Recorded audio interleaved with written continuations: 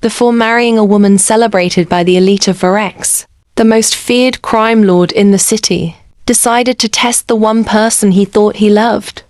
Not with questions, not with loyalty vows, but with a trap so perfect that her true nature would have nowhere to hide.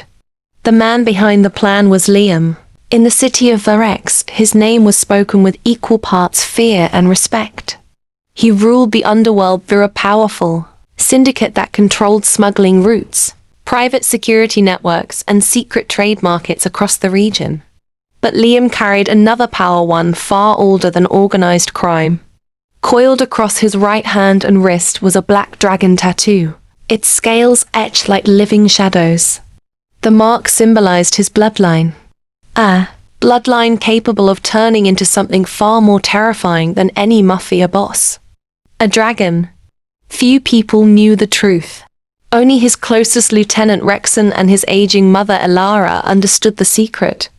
The transformation came with emotion, rage, protection, or love. And lately, Liam feared love had made him blind. His fiancée Celine was admired across Varex society. Elegant, gentle, soft-spoken. The perfect woman for a powerful man. At least that was what everyone believed. But Elara had noticed something Liam had not. The way Celine's smile faded when she thought no one watched. The subtle impatience in her voice when helping the old woman. One evening Elara called Liam into her room. Her hands trembled from illness, but her eyes were still sharp. Power shows a person's strength, she said quietly. But how someone treats the weak reveals their soul. Liam frowned. You think she's lying to me? I think, Elara replied gently, you should watch how she behaves when you are not there. The words stayed with him for days. Finally, Liam made his decision. The next morning the mansion buzzed with activity as armored vehicles prepared for his departure. Liam announced he was traveling to Ravros, a distant territory where syndicate negotiations required his presence. Celine kissed him goodbye at the gates. Her expression was full of affection. But as the convoy disappeared down the road, Liam walked quietly through a hidden corridor deep within the mansion walls. The room he entered had no windows, only screens, dozens of them, each connected to the mansion's hidden surveillance system. From here he could watch every hallway, every room, every corner of the estate. Rexon stood beside him. You sure about this? The lieutenant asked. Liam nodded slowly. A dragon hunts with patience. Minutes passed. Then the gates closed, and Celine's smile vanished. On the monitor, Liam saw her shoulders relax as if she had been carrying a heavy mask all morning. She pulled out her phone and made a quick call. Yes, she said quietly. He's gone. The word struck Liam like a blade. But he kept watching. 20 minutes later, the front doors opened again. A man stepped inside. Dorian, Liam's financial advisor. For a moment nothing happened. Then Celine ran toward him. She threw her arms around his neck and kissed him passionately in the center of the grand hall. The exact place where Liam had proposed 6 months earlier. Inside the surveillance room, silence filled the air. Liam's eyes slowly turned gold. Heat spread beneath his skin. Dark scales flickered across the back of his hand before fading again. The dragon inside him had felt the betrayal. But Liam forced himself still. Predators didn't strike at the first wound. They waited. They watched. Because a liar rarely carried only one secret. And Liam intended to uncover them all. Across the monitors, Celine and Dorian walked toward the living room laughing softly. The game had just begun, and the Dragon Lord of Varex was ready to see how deep the deception truly went. From the hidden surveillance room deep inside the mansion walls, Liam watched everything unfold. The chamber was silent, except for the quiet hum of monitors and the faint ticking of the wall clock. Dozens of screens glowed in the dim light, each displaying a different corner of the massive estate in Varex. Every hallway, every room, Every entrance was under Liam's watchful eye. Selene and Dorian walked into the grand living hall of the estate in Varex, as if they owned the place. The towering glass windows allowed late afternoon light to spill across the marble floor, reflecting off crystal chandeliers and polished furniture. Yet, despite the elegance of the room, their presence brought something colder into the space. Selene collapsed onto the couch and kicked off her expensive heels with a frustrated sigh. "Finally," she muttered. "I thought that man would never leave." Dorian laughed as he casually walked toward the bar cabinet, his movements relaxed and confident. He opened Liam's personal whiskey cabinet as though it belonged to him and poured himself a drink. "You played your role well," he said with a smirk. "The loving fiancée, the obedient future wife." Selene rolled her eyes dramatically, leaning her head back against the couch. "Do you know how exhausting it is pretending to care about that sick old woman?" Inside the surveillance room, Liam's jaw tightened. His eyes flickered briefly with golden light. But he stayed silent. The flicker of power disappeared as quickly as it had come. His expression remained cold and unreadable as he continued watching the screens. "Once the wedding is done," Dorian continued, swirling the whiskey in his glass, "everything will belong to us." Selene slowly sat up, her expression shifting into something colder, sharper. "Yes," she said with a faint smile. "But first we need to deal with the mother." She stood up and walked down the hallway toward Elara's room. The cameras followed her. Every step she took echoed softly through the polished corridors of the mansion. Portraits of Liam's ancestors lined the walls, their painted eyes seeming to watch silently as she passed. Inside the bedroom, a young caretaker named Mira was gently helping Elara take her medication. The room was quiet and softly lit. Warm lamplight filled the space, creating a peaceful atmosphere that contrasted sharply with the tension elsewhere in the mansion. Mira was quiet and calm, speaking softly as she adjusted the blanket over the older woman. Her movements were careful and patient, the kind of kindness that came naturally rather than from obligation. Selene stopped at the doorway. Her sweet expression disappeared instantly. "You can leave," she said sharply. Myra hesitated. "But she still needs." "I said leave." The command came colder this time. Myra reluctantly stepped out into the hallway, though she remained nearby. She didn't go far. Instead, she stood just outside the door, worry visible in her eyes as she listened carefully. Inside the room, Selene closed the door. Her voice changed immediately. "You are still alive." She sneered at Elara. The old woman looked at her calmly. Despite her fragile appearance, there was a quiet dignity in her gaze. Selene walked closer, her heels clicking against the floor. "You're ruining everything," she whispered.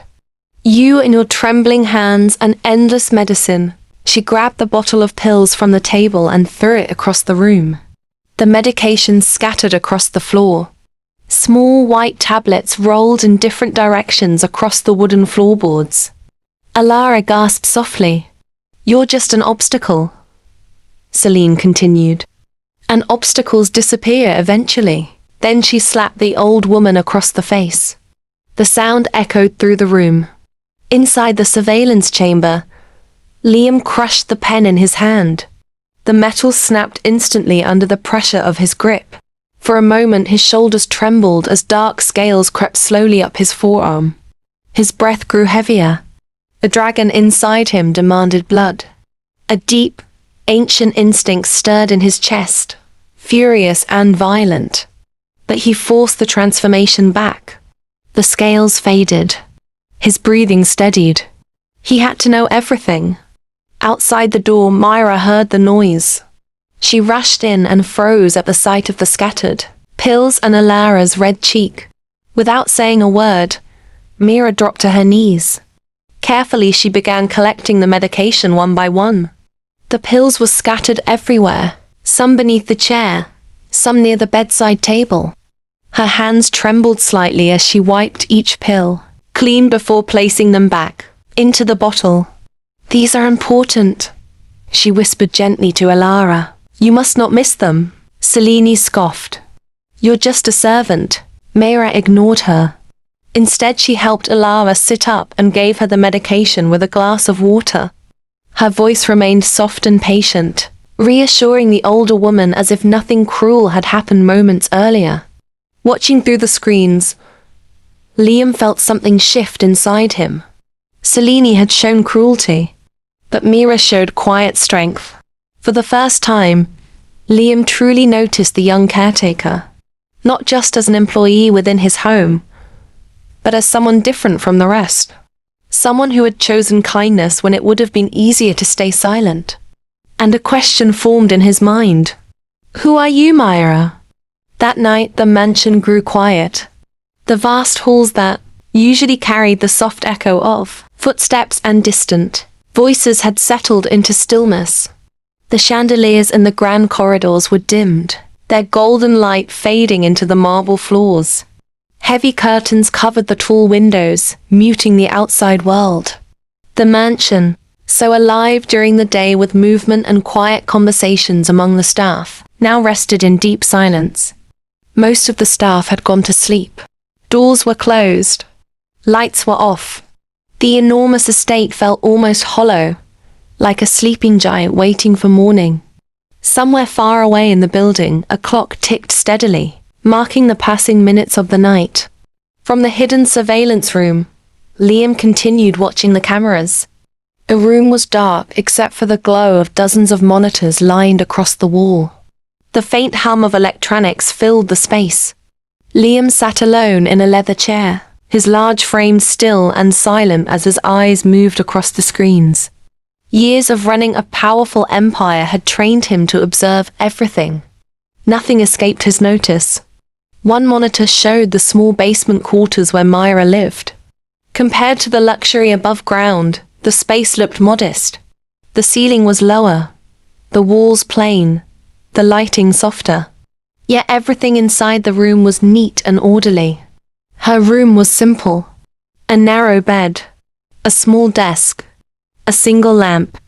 The lamp cast a warm pool of light across the quiet room, pushing back the darkness just enough to reveal Myra sitting at the edge of the bed.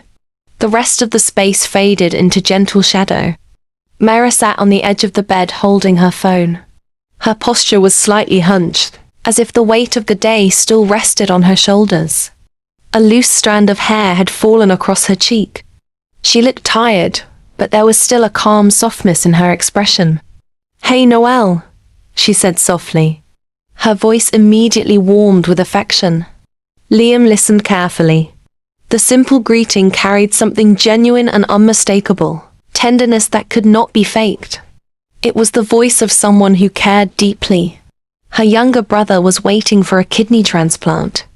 The hospital required a payment far beyond what Mira could afford. But she reassured him anyway. "I'll find the money," she promised.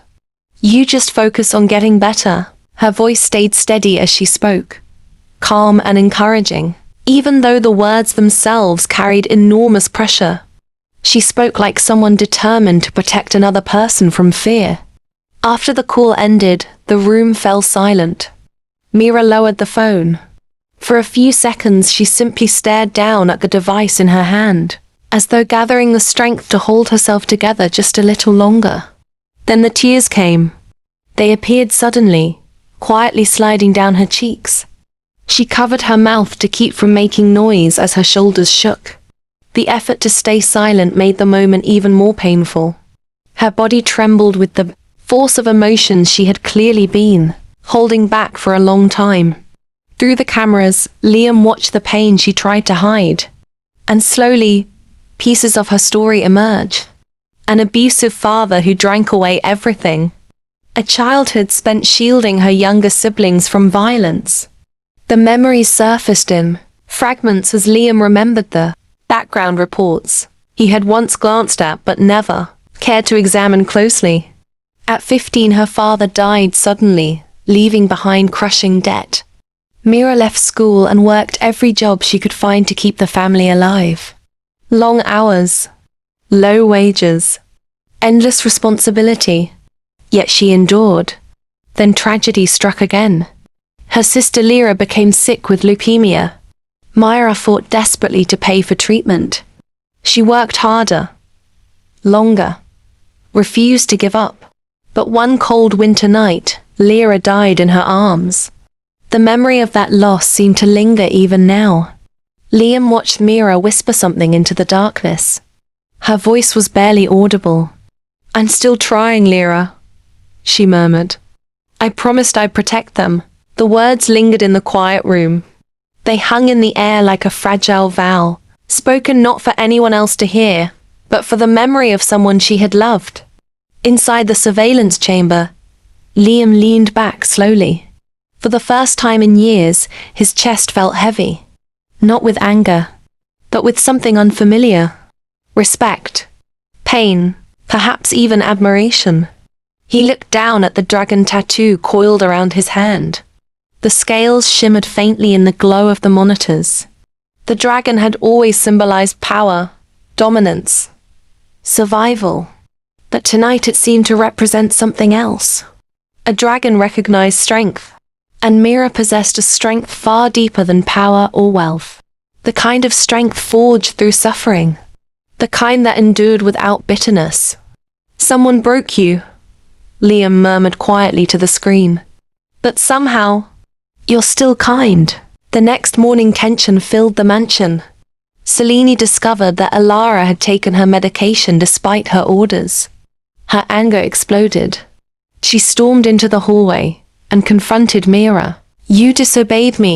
My job is to care for her," Myra replied calmly. Selene grabbed her arm violently. "You work for me." Before Myra could react, Selene dragged her into the living hall. Dorian stood nearby watching with amusement. Selene struck Myra across the face. Then again. "Learn your place," she hissed. Inside the hidden room, Liam's control finally slipped. His spine arched as his bones shifted. Dark scales spread across his shoulders. For a brief moment his body transformed into a massive black dragon, crouched within the chamber. Golden eyes burned with fury. But slowly the transformation faded again. His breathing steadied. He would not act yet. The mansion felt heavier after the confrontation. Servants moved quietly through the corridors, avoiding Selene's path and pretending they had seen nothing. Myra touched her cheek where the sting still lingered. But she said nothing. Instead she returned to Elara's room. The girl sat by the window, her small fingers gripping the edge of the curtain, as if she had witnessed everything. Myra knelt beside her. "It's all right," she whispered gently. Elara didn't speak, but her eyes softened slightly. From the hidden chamber behind the walls, Liam watched through the discreet cameras embedded in the house. Every movement, every whisper, every expression. The Dragon Lord observed it all with silent intensity. His hands rested on the edge of the control desk, fingers tightening as he replayed the footage of Selene striking Myra. The memory burned in his mind like fire beneath his skin. But patience had always been his greatest weapon. And dragons understood patience better than anyone. That night, Selene and Dorian revealed the rest of their plan. They believed they were alone in the private study, the doors closed and the lights dim. But the walls of the mansion had ears. And Liam was listening. They had manipulated Liam's prenuptial contract. But that wasn't enough. First they would declare Elara mentally incompetent and move her to a private facility. Then, once Liam trusted them completely, they would arrange a fatal accident. Dorian had already transferred millions of Liam's money to hidden accounts. Selene poured herself a glass of wine as she spoke, her voice smooth and confident. "He's powerful," she said, swirling the red liquid slowly. "But power makes men arrogant." Dorian chuckled. "And arrogant men never see the knife until it's already in their back." They laughed quietly. They spoke as if Liam were already dead. As if the empire he had built meant nothing. Listening in silence, Liam made a quiet call. "Rexon," he said. I need everything you can find on Selene. There was no hesitation on the other end of the line. Rexon had served Liam for years. He understood what that tone meant. The investigation lasted less than a day. Rexon's network spread across cities, banks, and private archives. Every digital footprint, every legal record, every hidden connection. Nothing remained buried for long when Rexon started digging. When Rexon returned, his expression was grim. Selene doesn't exist. He placed a tablet on the desk. Files opened across the screen. Photographs, forgery records, identity reports. The woman Liam planned to marry was actually Sarah Vale, a professional con artist who had stolen the identity of a dead aristocrat. Years earlier, the real Selene Arkwright had died quietly overseas. The death had barely been noticed, except by someone looking for an opportunity. Sarah Vale had stepped into the empty identity, like a ghost wearing another woman's face. She had built a life from lies, and now she had almost married a dragon. Liam stared at the screen showing her face. The elegant smile, the perfect posture, the calculated innocence. Every detail was suddenly clear. The manipulation, the timing, the sudden appearance in his life. For most men, the realization would have brought rage. But Liam only leaned back slowly in his chair. A low, thoughtful silence filled the chamber. Then he smiled. Cold, patient, predatory.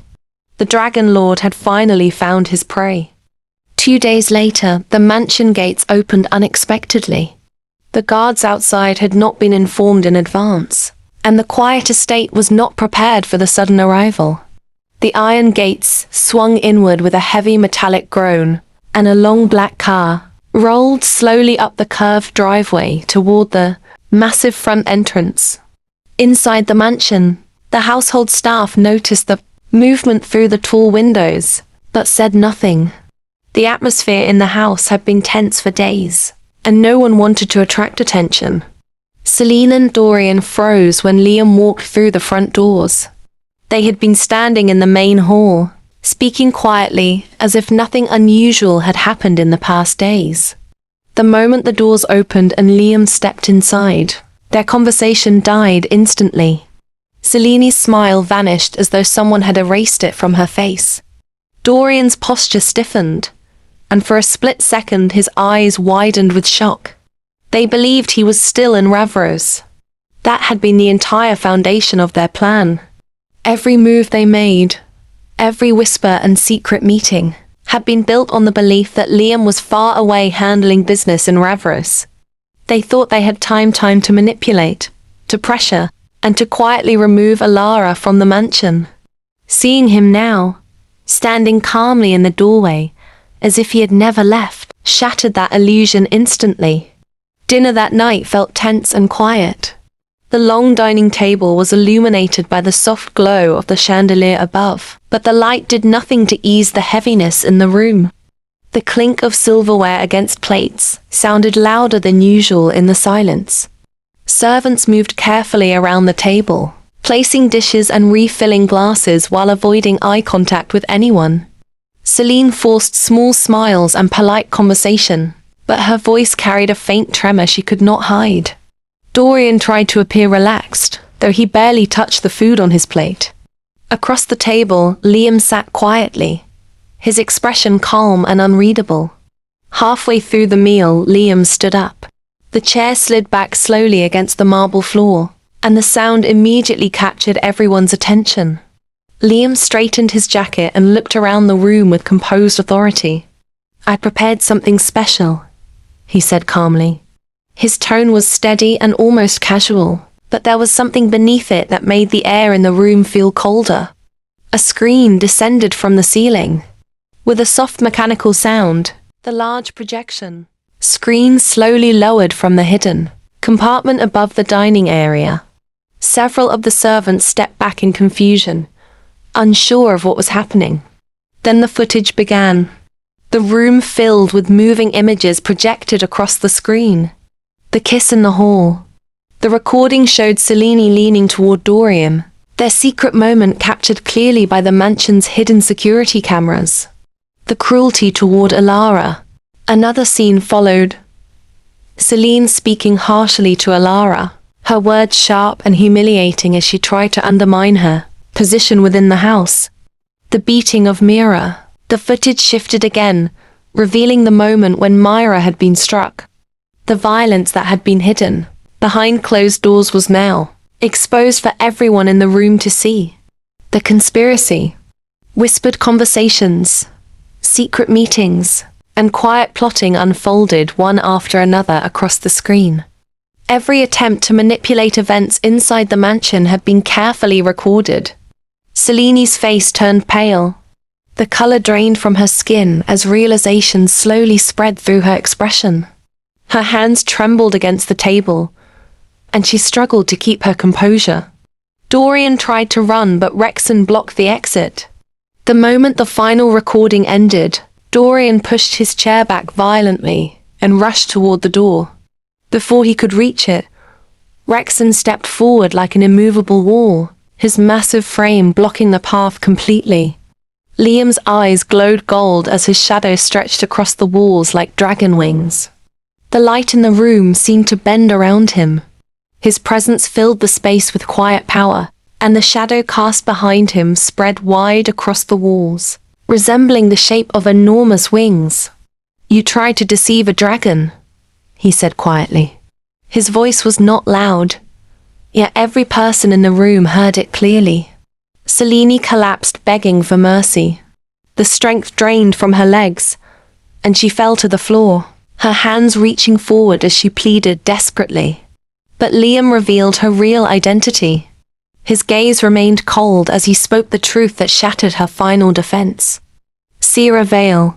The name echoed in the room like a verdict. Dorian panicked and confessed everything. Fear overtook him completely, and the words poured out rapidly as he tried to explain the entire scheme.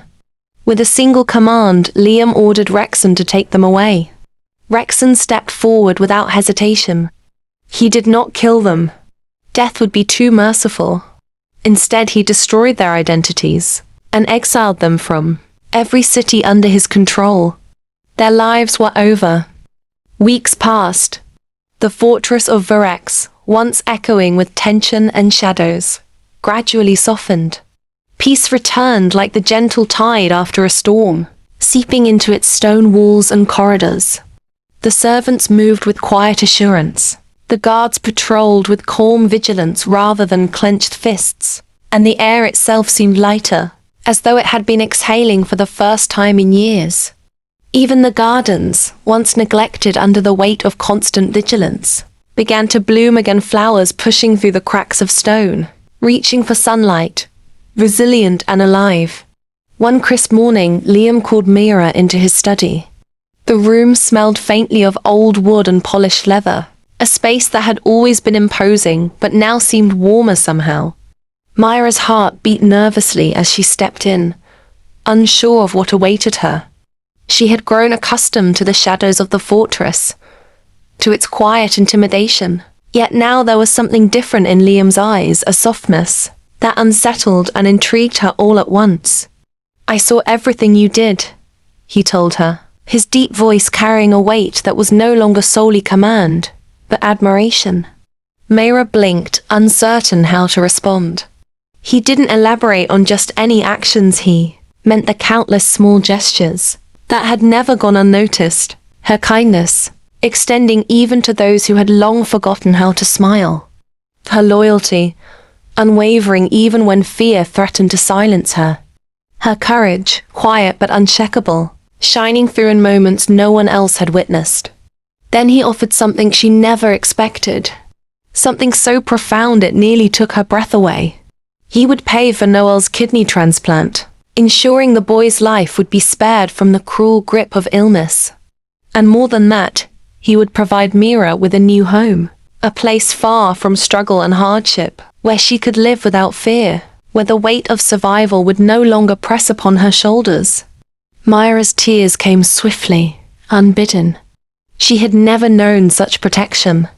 No one in her life had ever stepped forward to shield her, to offer her safety not out of obligation but out of genuine care. The walls she had built around her heart, brick by brick, began to crumble under the warmth of his unexpected generosity. That Liam had one more surprise, a gesture that would etch this day into Myra's memory forever. He led her out of the fortress, past the familiar gates, and into the open world beyond.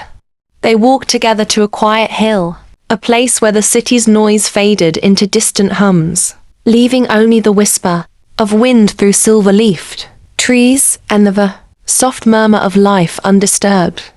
Beneath the tallest, most luminous of these trees stood a beautiful stone monument, simple yet breathtaking in its solemnity.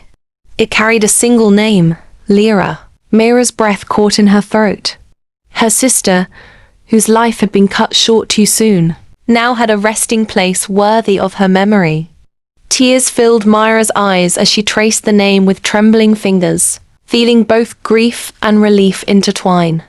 A weight she hadn't realized she'd carried so long lifted slightly from her heart. In this quiet, sacred space, the world seemed to pause for her sorrow, honoring it, allowing her a moment of peace she had never dared to imagine. Beside her stood Liam, the man who had once inspired fear with a mere glance. The feared dragon lord of Virex, whose very presence had commanded obedience and respect, now stood humbly, a silent pillar of support beside her. The man who had once believed that power and dominance, defined strength, had come to understand something far deeper. True strength was not measured by fear, by wealth, or by control. It was measured by compassion, by the courage to protect and heal, by the willingness to love even when the world had shown only darkness. And sometimes, just sometimes, even a dragon could learn to love not the shadow of power, but the light that survived the darkness. The light that Myra carried. In that moment, with the wind whispering through, the silver leaves and the monument gleaming softly in the morning sun, Myra felt peace settle firmly within her soul. She was no longer alone, no longer defined solely by pain or loss. Beside her, Liam's hand brushed hers briefly, a silent promise of protection and devotion. And as their eyes met, unspoken understanding passed between them, a bond forged not by fear, but by empathy, not by control, but by love. The fortress of Virex had been tamed, not by conquest or cruelty, but by the quiet strength of a single resilient heart. And in that realization, both dragon and human found a freedom they had long been denied. The freedom to hope, to heal, and to love.